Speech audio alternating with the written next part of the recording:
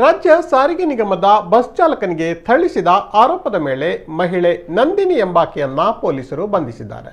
February 9ರಂದು ವಿಜಯವಾಡದಲ್ಲಿ ಘಟನೆ ನಡೆದಿದ್ದು, ಮಹಿಳೆ ಸ್ಕೂಟರ್ ಚಲಾಯಿಸುತ್ತಿದ್ದಾಗ ಏಕಾಏಕಿ ಬಸ್ಸಿನೊಳಗೆ ನುಗ್ಗಿ ಚಾಲಕ ಮುಸಲಯ್ಯ ಅವರಿಗೆ ಥಳಿಸಲು ಪ್ರಾರಂಭಿಸಿದ್ದಾಳೆ.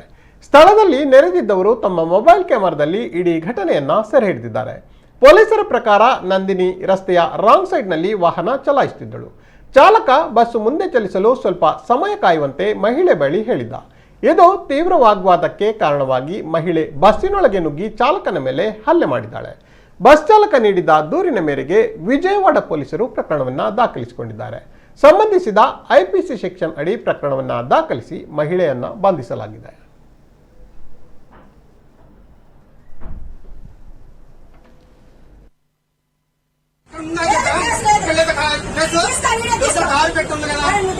అమ్మా ఆగుతల్లి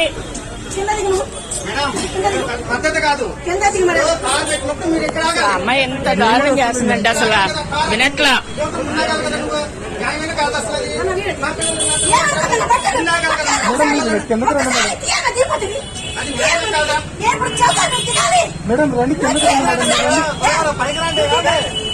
అమ్మా వదిలమ్మా నువ్వు.